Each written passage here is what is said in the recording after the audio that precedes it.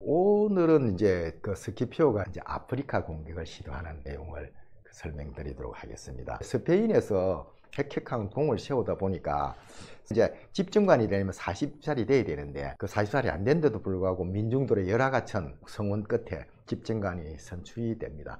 원로원도 막을 수도 없었어요. 또 그 당시에 장군들이 많지도 않았습니다. 왜냐하면 워낙 오랜 전종 기간에 많은 사람이 죽다 보니까 스키피오한테 기회가 왔다고 생각이 됩니다. 근데 임지를 어떻게 결정하는 데 대해서는 그 논란이 많았어요. 스키피오는 이제 우리가 질질 끌면서 이렇게 전쟁할 필요 없다. 내가 스페인에서 하듯이 내가 아프리카 가서 싹 쓸어버리겠다. 그래서 내 아프리카 가게 해주시오. 이렇게 말을 하는데 사람들은 반대를 합니다. 특히 파비우스가 반대를 했는데 스키피오 니는 아프리카보다 이탈리아의 한니발하고 싸워야 된다. 아직 한니발이 있지 않느냐. 이놈은 우습게 보지 마라. 아직도 맹수다. 그리고 네가 아프리카 가면 한니발이 따라간다는 보장이 어디 있느냐. 그 1차 포에니 전쟁에서 레굴루스란 장군이 실패한 전철도 있지 않느냐. 그러니까 좀 자중하고 이탈리아를 위해서 싸울 준비를 해달라. 그리고 집정관이란 게 네 개인적 야심과 꿈을 위한 게 아니다. 그거는 그 이탈리아와 로마를 위한 자리다. 이런 이야기를 합니다. 그에 대해서 스키피오는 상당히 반발을 합니다. 굉장히 싸가지 없이 말하는데 제 야심은 당신의 명성을 뛰어넘는 것입니다. 저를 향한 당신의 태도가 후시에 나타날 누군가가 우리보다 더 나아서는 안 된다는 그런 시기에 대해서는 곤란합니다. 또 성공한 방침은 상황에 따라 바뀌어야 됩니다. 지금은 공세로 전환하는 시기입니다. 지금 언제까지나 우리가 소극적인 전술을 했어야 되겠습니까? 우리가 빨리 공세로 전환해야 됩니다. 그리고 저는 칸니발을 카르타고 땅에서 싸우도록 강제할 것입니다.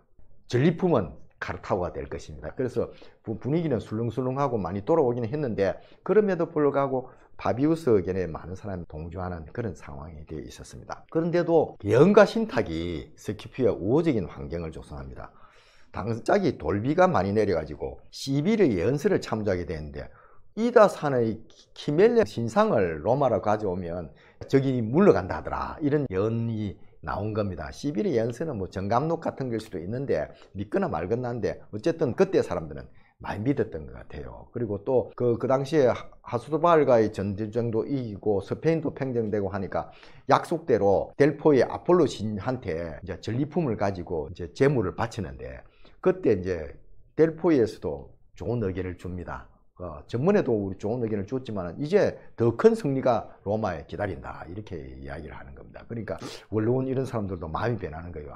이제 좀 적극적으로 해도 되겠다 이런 생각을 가지니까 아무래도 스키피오의 아프리카 원정이 좀 수월해졌다고 생각이 됩니다. 그럼에도 불구하고 원로원이라는 사람들은 보수적이지 않습니까? 추가 징병은 불가하는데 의용군 모집은 권한을 부여하고 아프리카 군단은 의용군과 기존에 칸나의 패잔병이 있어요. 칸나의 패잔병은 칸나에 패배해가지고 그 죽지 못한 죄로 시칠리아에 기양 온 사람들이었어요. 그들은 일을 하면서 좀 불명예스럽게 있었는데 마르켈루스 밑에서는 전쟁도 좀 하고 실전 경험을 쌓고 이러면서 정상적인 이제 군인으로 되고 있었습니다. 그럼에도 불구하고 자기들의 명예를 회복하기를 바라니까 스키피오하고 죽이 맞았다고 보면 됩니다. 스키피오도 칸나의 패잔병이었지 않습니까? 스키피오가 패잔병 출신으로 스페인 가서 그래 성공을 해 왔는데 앞으로 자기들 그 스키피오와 같이 아프리카 가서 그 패잔병이라는 불명예를 씻을 수 있겠다 이런 생각을 가졌던 것 같습니다. 부족한 병력은 시칠리아에서 징병도 합니다. 원래 전쟁이 지면 이제 속주는 땅을 뺏었는데 그 땅을 돌려주면서 징병도 하고 선원도 고용하고 또 함성 건조 비용은 에트루리아 지금은 이제 피렌체 그런 데서 자발적 성금을 걷고 그러면서 2개 군단 3만 명을 군함 40척 수송선 400척을 가지고 아프리카로 그 전에 마시니사의 조카를 이제 풀어줬다고 그랬지 않습니까? 그 아프리카의 동맹을 구축하려고 노력을 많이 했습니다. 그리고 때때로 자기 친구인 라일리우스를 아프리카 파견해서 아프리카 정부도 걷고 단단히 준비를 했다고 보면 될 것 같습니다. 아프리카 사정을 보면 가장 중요한 게 누미디아 기병인데 카르타고는 자기 시민병인데 육군은 전부 다 용병으로 채웠어요. 그 용병 중에서 기병은 거의 다 누미디아 왕국에 의존했는데 누미디아 왕국이 이제 주로 둘로 쪼개져 있었습니다. 이게 동부의 그 마실리하고 그 서부의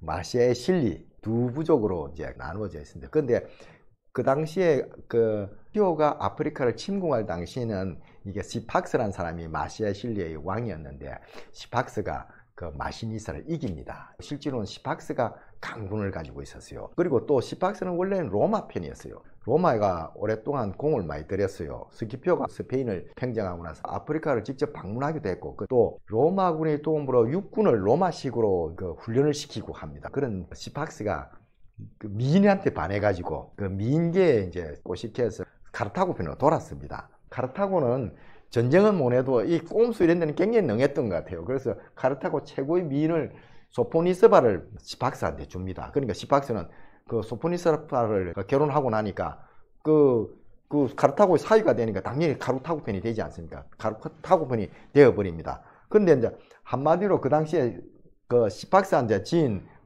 마시니사가 원래 소포니스바의 약혼자였어요. 그러니까 마시니사는 굉장히 어려운 처지에 있었습니다. 애인도 잃고 나라도 잃고 이런 상황에 있었습니다. 그 당시에 그러다 보니까 카르타고와 누미디아 연합군이 이제 결성돼 있었습니다. 근데 이제 스키피오는 한니발의 전술을 완전히 뼛속 깊이 체화한 사람 같아요. 어떤 책략으로 이기도 승리라는 거예요. 그걸 그대로 실천한 게 이 전쟁입니다. 스키피오는 당장 전면전하면 안 되니까 평화협상을 우선 제안합니다. 시팍스는 항상 스키피오가 미안한 감이 있어요. 자기가 항상 로마 편이었는데 여자 때문에 돌아섰으니까 미안한 감정이 있으니까 내가 평화협상 주선하겠다 합니다. 그러면서 로마 군들이 와서 정탐하는 걸 그냥 허용해 버립니다. 로마 군들은 실제로 평화협상 하려고 온 게 아니에요. 실제로 시팍스 군의 진지를 다 둘러보고 무슨 약점이 있다, 어디에 보초가 있다, 이런 것까지 다 알게 되는 겁니다. 이제 그걸 완전히 파악하고 나서는 평화협상을 무산시켜 버립니다. 너 조건 갖고는 못 하겠다, 우리 전쟁하겠다 하면서 바로 그날 밤에 쳐들어오는 겁니다. 화공으로 공격을 해버려요. 그 시팍스 진지의 약점이 전부 다 나무나 갈대 이런 가연성 물질이 됐다는 걸 알게 된 거예요, 로마군이. 그래서 불화살로 공격을 해버리니까 불이 확 나니까 그 병사들은 영문도문으로 나오다가 로마군에 도륙을 당하는 그런 상황이 옵니다. 카르타고군도 같이 공격을 당해가지고 전쟁도 해보지 못하고 지고 맙니다. 어떻게 보면 스키피오는 굉장히 교활한 사람이죠. 평소에는 광명전대하고 관대하고 이런 사람을 보이면서 속일 때는 무섭게 속이는 겁니다. 상대방을 이렇게 방심하게 만들고 그대로 공격을 하니까 완전히 무너져 버립니다. 그리고 이 전투에 좀 카르타고가 시간을 두고 적의 동태를 파악하면서 전쟁을 개시하면 되는데 자기들이 당했다고 생각하고 감정대로 화난 대로 그렇게 전쟁을 하려고 조급히 전쟁에 나섭니다. 그러면 그때 에스파냐 용병 한 4,000명이 도착하니까 그걸 가지고 다시 전쟁을 하려고 그랬는데 로마군은 병력이 모였다는 소리를 듣고 그대로 선제 공격을 해버립니다. 그때 마시니사가 끝까지 시팍스를 추격해서 포로로 잡아버립니다. 그 시팍스가 죽어버리면 그 누미디아는 없는 거예요. 카르타고에 기병이 없어지는 겁니다. 그래서 이 전쟁으로 사실은 전쟁이 끝났다고 보면 됩니다. 왜냐하면 이제 아프리카에서 대평원에 전쟁하는 데는 기병이 중요하고 또 여기에 기병은 누미디아가 제공하는데 누미디아 왕이 잡혀버리고 나니까 카르타고 의존할 기병이 없어진 겁니다. 참 이걸 전쟁을 보면서 제가 안타깝게 생각하는 게 카르타고에는 파비우스가 없었다 이런 생각이 들어요. 전쟁에 한번 졌으면 그걸 곰곰이 생각하고 저기 약점 그리고 동선 이런 정보를 수집해 가면서 천천히 해야 되는데 무리하게 전쟁을 하다가 모든 걸 다 잃어버리는 상황을 자초했다 이런 생각이 듭니다. 마시니사가 이제 누미디아 왕국을 점령하고 나니까 왕비가 있지 않습니까? 왕비가 안달에 자기 애인이다, 자기 약혼이니까 또 소포니스바도 다시 마시니사한테 죄송하다 그러니까 그냥 결혼을 합니다. 여기에 대해서 스키피오가 이의를 제기합니다. 시팍스가 우리가 로마로 압송하듯이 시팍스의 아내인 소포니스바도 원래는 로마로 압송해야 되는데 내가 그거는 안 하도록 하겠지만은 이 결혼하는 것은 문제가 있다. 그래서 이의를 제기를 합니다. 마시니사는 그 뜻을 알고 소포니스바에게 편지하고 독약을 전달합니다. 편지는 내가 당신을 못 지켜줘서 미안하다 하는 거 하고 독약을 전달하는데 소포니스바는 기꺼이 독배를 마십니다. 담대하게 말합니다. 나는 이 결혼 선물을 받아들입니다. 나의 남편이 이것보다 더 큰 선물을 줄 수 없다고 하니 기쁘게 받아들여야겠죠. 그에게 전해주세요. 나의 장례식 날에 결혼식을 올리지 않았더라면 훨씬 더 좋은 죽음을 맞이했을 거라고 이렇게 빼 있는 말을 하고 죽음을 맞이합니다. 마시니스가 얼마나 시무룩하겠습니까? 그걸 보고 스키피오는 병사들 앞에서 마시니스가 누미디아 왕이 됐다. 그리고 바로 우리 로마의 동맹국이다. 이렇게 이제 선언을 합니다. 마시니스를 북돋아 주면서 앞으로 이 전쟁에 대비를 합니다. 아주 교활한 사람이죠. 냉정한 사람이고. 이렇게 되니까 카르타고는 평화협정을 제안합니다. 그 당시에 카르타고는 의견 일치가 된 건 아니에요. 한 당파가 이렇게 주장하는 겁니다. 주화파는 우리가 전쟁하지 말고 평화를 협정하자 이렇게 주장해서 이제 이탈리아, 스페인 이런 섬에서 다 물러나고 군함은 20척만 보유하고 그리고 군량미 제공하고 누미디아를 독립시키는 이걸로 협상안을 제시하는데 로마 원로원까지 가서 민의 승인까지 받습니다. 그런데도 그 주전파는 카르타고 애국당파인데 평화협정 대신 한니발을 소환을 합니다. 소환을 하고 한니발이 돌아오니까 바로 이제 협정을 파기하게 됩니다. 그러니까 전쟁이 다시 개시되는 거죠. 결국 한니발이 아프리카 기원을 하게 되는데 한니발은 울분을 토로합니다. 나는 로마인들에게 정복당한 것이 아니라 카르타고 원로원의 질투와 폐마에 정복당했다. 이런 수치스러운 기환을 기뻐할 자는 스키피오가 아니라 우리 가문을 망치려고 한 한도다. 이런 이제 울분과 분노를 표현을 합니다. 그리고 또 자기 동생 이제 제노바에 있던 마고도 기환을 하는데 도중에 전쟁에서 입은 상처 때문에 사망을 하게 됩니다. 그리고 한니발의 기환의 재반 사정을 보니까 이길 수 있는 싸움이 아니라 왜냐하면 기병을 다 뺏겨버렸어요. 그러니까 그 기병이 없이 보병만 가지고 전쟁을 할 수 없지 않습니까? 그러니까 전쟁하면 안 되겠다. 평화협정을 하긴 해야 되는데 그 옛날대로 할 수는 없고 자기 체면상 조금 더 개선을 했으면 좋겠다. 이런 생각으로 평화협정에 하자고 그럽니다. 근데 스키피오는 이런 제에 거절합니다. 당신이 귀국한 거는 로마군은 아프리카 공격하는 되니까 어쩔 수 없이 돌아온 거지 자기 스스로 돌아온 것도 아니지 않느냐. 좀 일찍 돌아왔으면 협상의 여지가 있지만 지금 협상의 여지가 없다. 그뿐만 아니라 전번에 협정하느니 로마 민회에서 최종 승인을 받았는데 그걸 너희들이 어기지 않느냐.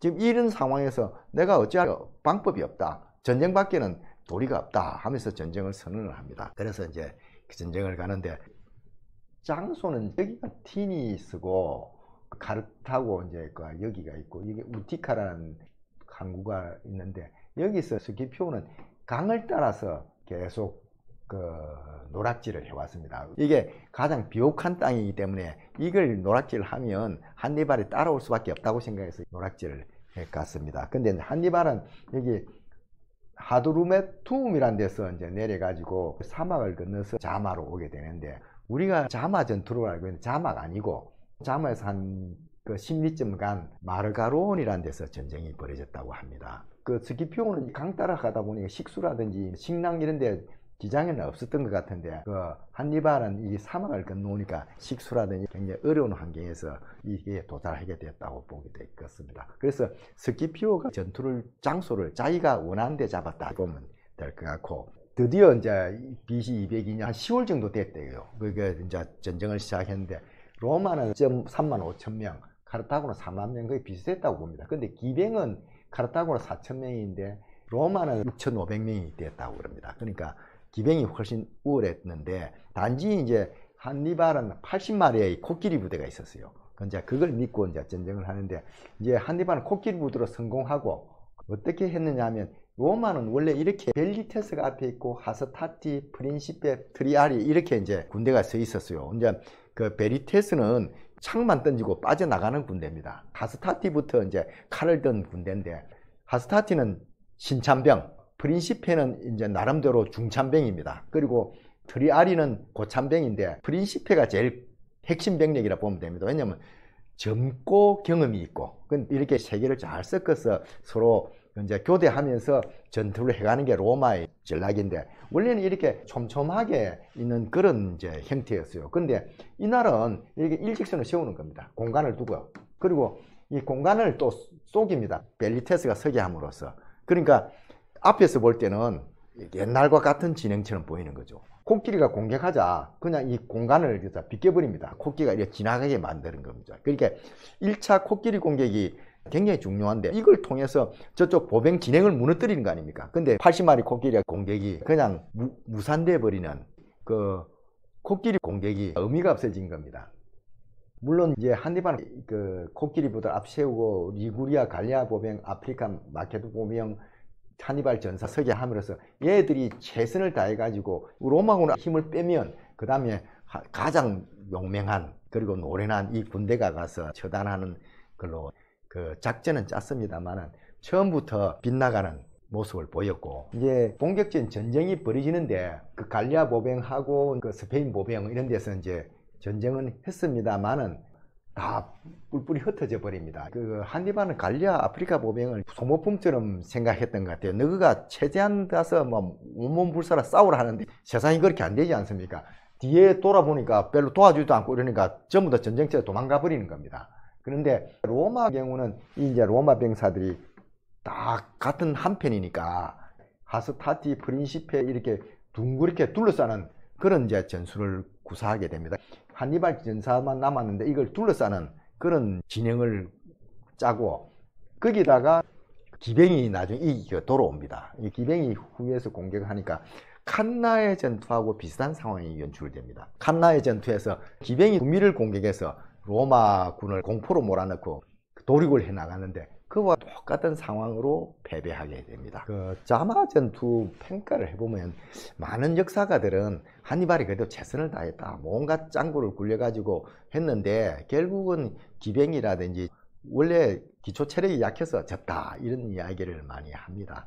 그런데 여기에 대해서 그 영국의 군사 전략가 리델 하트라는 사람은 다른 생각을 해요.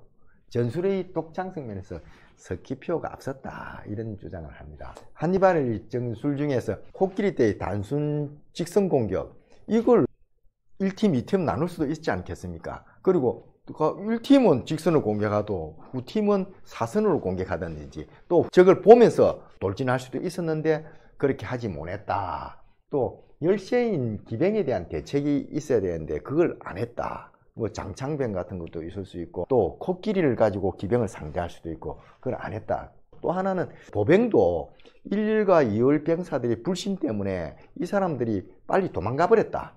나중에 도망가지 않고 다시 후위에 팀들하고 같이 연합전술을 펼 수 있게끔 하는 그런 시스템적인 전술을 구사하지 못했다 이런 평가를 받습니다. 물론 이거는 지나고 온 뒤에 하는 소리입니다. 그때 당시는 한니발은 모든 군대가 최선을 다하게 밀어붙이는 앞에는 소모품으로, 그리고 최종 승리는 한니발이 이탈리아 대로 오래된 고참병들이 처리할 이렇게 전술을 쓸 수도 있습니다. 그렇지만은 스키피오의 전술을 보면 모든 군대가 나중에 다시 협력을 하는 그런 모습으로 되어 있지 않습니까? 그런 이제 시스템으로 가는 것이 더 옳았지 않느냐, 뒤에 와서 생각해 보니까 그런 겁니다. 근데 제가 볼 때는 한니발이 스키피오를 깔본 게 아닌가 그런 생각이 들어요.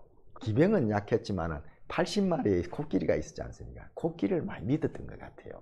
물론 그 기병이 돌아오기 전에 코끼리 부대를 밀어붙여 가지고 그 보병을 그 도륙해버리면 기병이 무슨 소용이 있습니까? 그때 전쟁을 끝낼 생각을 했던 거 아닌가. 또 협상 제안하고 이런 거는 스키피오를 방심하게 만드는 이 트릭일 수도 있고, 또 진짜 깔보지 않았다면 시팍스 아들이 기병을 가지고 오고 있었는데 그걸 기다렸을 겁니다. 기다리지 않은 걸 보면 역시 그 상대방을 좀 얕받지 않느냐. 또 한 번에 밀어붙이는 이런 것보다는 변화하는 상황에 맞게 플랜 B를 갖고 있어야 더 옳았지 않느냐 생각이 듭니다. 결국 이제 한니발은 패전을 하게 되고 굉장히 가혹한 평화협정을 수록할 수밖에 없었던 것 같습니다. 그래도 그 스키피오는 승리의 과도함과 무리함을 자제했다. 농업과 상업의 요충이고 문명의 중심인데 카르타고 이걸 다 썰어버려 가지고 로마에 뭐 도움이 되느냐 이런 생각을 했던 것 같습니다. 그래서 뭐 전장 배상금을 좀 올리고 전함수 줄이고 또 로마의 허락 없는 전쟁을 금지했는데 이게 이제 나중에 굉장히 카르타고를 어렵게 만들어 버렸습니다. 왜냐하면 누미디아가 강해지는 계기를 제공한 게 바로 이 조건이었는데 이 수락할 수밖에 없는 상황이 됩니다. 교훈을 보면 그렇습니다. 결국 배우려 한 사람이 이긴다 이런 생각이 들어요. 로마는 한니발로부터 굉장히 적극적으로 배웠습니다. 세대 교체가 되면서 젊은 장군들은 한니발로부터 기만전술, 기병을 활용한 포위공격, 속임수 이런 걸 잘 배웠던 것 같아요. 타우루스 전투에서도 그 한니발을 바로 앞에 놓고 속이고 병력 빼돌렸지 않습니까? 또 자마 전투에서 보벤 간의 간격을 떼가지고 코끼리 공격을 무산시키고 이런 걸 보면 이미 기만과 속임수의 그 전술을 로마 장군들이 체화했다 이렇게 보면 될 것 같습니다. 그런 반면에 한니발은 로마로부터 배우지 못했어요.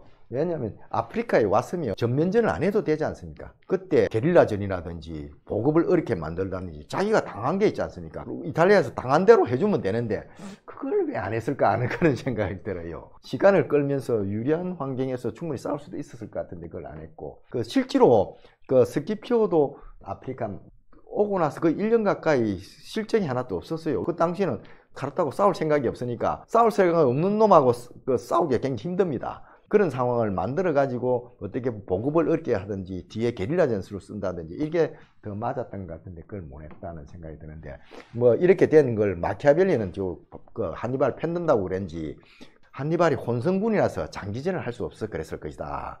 근데 그건 안 맞는 것 같아요. 왜냐하면 한니발이 이탈리아에서 혼성군 가지고 15년이나 버텼는데 혼성군인 거는 조금 안 맞는 것 같고, 물론 카르타고의 분열상 요거는 항상 문제가 됩니다. 카르타고는 내부적으로 정치적인 분열 때문에 조급히 무리하게 극단적인 조치를 취하라고 압력을 가하니까 자기 마음대로 전술을 쓸 수 없는 그런 상황은 있는 거는 맞습니다만은, 이제 그런 거는 어떻게 보면 로마도 배워야죠. 로마는 그 당시에 종교에 의지함으로써 국론을 통일을 기했지 않습니까? 파비우스도 종교에 의지했고, 스키피오도 얼마나 종교에 의지했습니까? 종교를 통해서 국론을 통일하고 공동체 힘을 집합을 시킨 그런 걸 카르타고는 배우지 못했구나 하는 생각을 해봅니다. 실제로 리비우스가 말했듯이 한니발도 신성한 거라든지 진리라든지 그리고 종교라든지 맹세 이런 걸 굉장히 무시했다고 그럽니다. 그러니까 실제로 무신론자처럼 살은 거죠. 한니발만 그런 게 아니고 카르타고 사람들이 다 그랬을 거 아니냐. 그러다 보니까 국론의 통일을 가져오지 못하고 그냥 로마한테 지고만 그런 결과를 초래했다. 그래서 국론의 통일도 참 중요하다는 느낌이 들고 항상 배우는 자세를 가져야 되겠다 이런 생각을 해봅니다. 오늘 여기까지 하겠습니다. 네, 감사합니다.